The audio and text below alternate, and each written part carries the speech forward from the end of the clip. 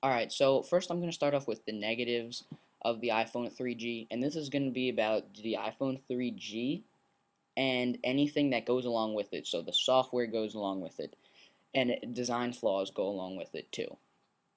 So let's get started. First of all, the software is pretty buggy actually. This is sort of a surprise because, the original iPhone software, from what I could tell, I didn't have an original iPhone, but from what I can tell, was pretty solid. So the iPhone 2.0 software, in my opinion, is very buggy. For instance, and this is a big one, I notice it a lot. The phone will either be in my pocket and I'll get a text message and I'll load it up, like I'll turn it on, basically just pressing this button right here on the bottom and turning it on. Or I'll be in another application and it'll pop up and it'll say reply, and I'll press reply. And then this is where the two different equations come into the same place. Sometimes it'll work perfectly fine, and other times it'll lag. What I'm trying to say is I'll try to respond to this SMS, the text. So I'll be typing, and the first letter I press, nothing will happen. And then I'll just keep going. So let's say I was typing in Michael. I would type Michael, and by the time I got to like the C, let's say, then I would hear like when you type, you hear a sound and also the letter pops up. So by the time I'd get to the C or the H, then the M would do it. So you could sort of type fast, but with the lagging, it would kind of, like I said, slow you down and be very distracting. So that seems like they could fix it, but it's probably just an optimization they need to make, or just a glitch, really. I don't know if the iPhone is underpowered, and that's why it's doing it, because something else is running in the background. I think it's just a glitch that needs to be resolved. Also, the apps are a little bit shaky and questionable. Some are great. Some I can show you a few, like Tap Tap Revenge is a great one. That's a free game, and so is, I don't know, Sports Tap. I really like Sports Tap, or Pandora, or AOL Radio, and Box Office. I like Box Office, but others such as Urban Spoon or Cube Runner aren't the same. Okay, so with Cube Runner, I may make another video just about Cube Runner, but you basically, it's not the most graphically intense game like Super Monkey Ball type, just because it's free. So you either play in portrait or landscape. I chose landscape, and you're steering with your little plane, and you're trying not to crash into these little cubes, hence Cube Runner. The problem is sometimes it'll just lock up and it'll just freeze your iPhone for a little bit, and then it'll just quit it and it'll bring you back to the home screen. So that's kind of ridiculous. Or with Urban Spoon, I'll show you Urban Spoon actually, and I'll give you an example of what I'm talking about. But sometimes it'll just give you an error message. Like the whole point is to find restaurants by you. So the whole point, you shake the phone, and then first of all, it uses the GPS to find your location, and then you shake the phone, and there's a lot of different parameters, and then you can find a restaurant you like. Now, I don't live in a big city, so it's pretty much the same restaurants every time. There's like 3 or 4 that do it. But after you shake it a few times, like the whole point is you shake, and then it'll make that noise, and I'm not going to show you because it's giving away my location, but it'll do that. But if you try to like set one of these parameters here, like let's say you want to set a parameter of downtown, and you press it, you lock the parameter like that, you shake,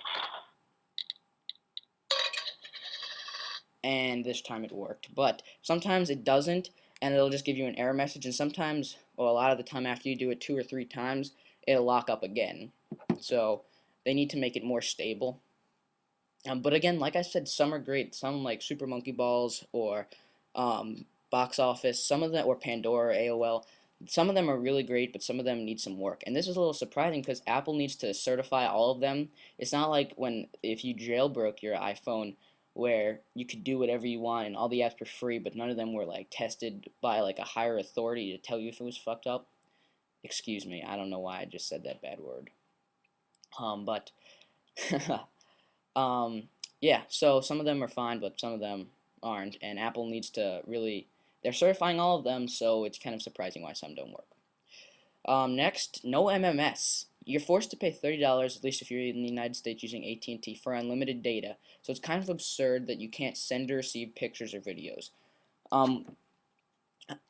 Towards the end of me having my Razor, which my old phone here, I didn't have any data at all, but because we switched over to the unlimited messaging for the whole family plan.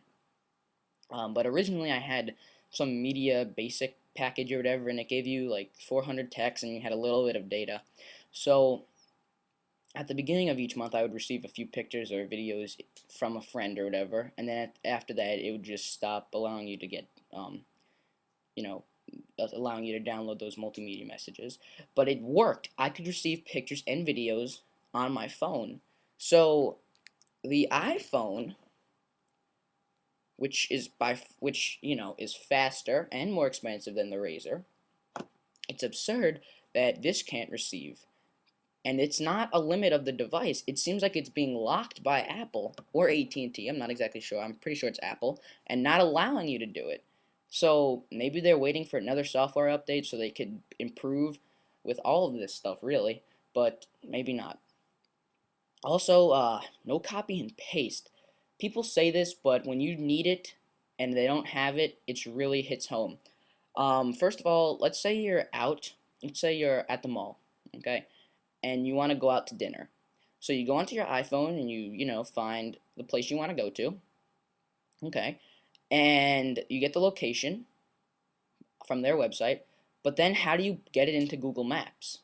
You need to memorize it or just keep going back and forth until everything's done. If you could just copy and paste it, it would be so easy. Or let's say you're trying to, get the status on an order that you made from a website. You have the order number in your email, but to go to the website, you need to copy and paste it in. You're not going to remember it because it's too long. So you're forced to either wait until you can use it on your computer or at some other time, or write it down on something, which is also a pain because, like I said, sometimes it's really long and sometimes an O looks like a 0 or whatever. So it would be so much easier if you could just copy and paste it.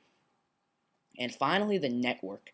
This is a problem with AT&T, I think. But also, I've read on the internet, if you search iPhone 3G poor reception or 3G reception or whatever you want to call it, some people have said that it's the iPhone itself that it's a design flaw by Apple, and for some reason, if you don't hold it correctly or the antennas are blocked or whatever, that you get poorer reception. And right now I'm in my basement, but I have 2 bars of 3G reception. If I go less than a mile to, let's say, I actually noticed this last time I was at my McDonald's. I don't go to McDonald's that often, but when I went, I happened to have my phone. I had 5 bars. So maybe it's just I'm in the basement of my house and there's a lot of metal stuff in front of me. But also when I'm outside my house on my deck or whatever, I still notice this poor reception. Sometimes it's 2 bars, sometimes it's one. A lot of times it drops down to 3 bars of edge. Like if I'm over there, you can't see it, but over there, it's actually like the way my basement works is this side is open, so there's like it's not buried, but over here it's actually underneath the earth, underneath the ground.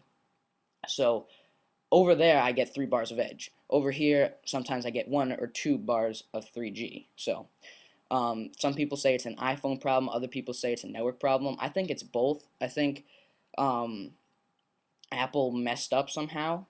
I don't know exactly how. I think they did everything they could, making it a plastic back and so forth, but I think they probably could have made it better somehow. But I also think it's an AT&T problem not having enough 3G development and deployment for it to be fully functional and fully aware.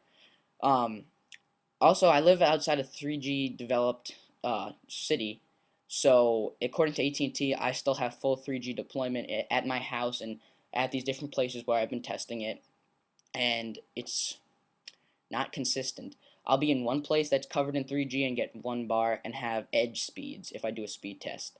Other times I'll have 3 bars or even sometimes the same amount of bars and get like 400 kilobits a second. So it's totally not consistent, and there's a lot of problems with their network. But yeah, those are pretty much all my complaints with the iPhone 3G, which includes the network and the software.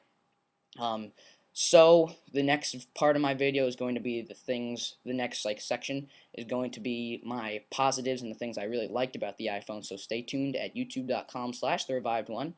Also, Twitter me up, follow me, twitter.com/blue42richman, or check out my blog at michaelsherlock.com. Check out for part 2, or wait for part 2.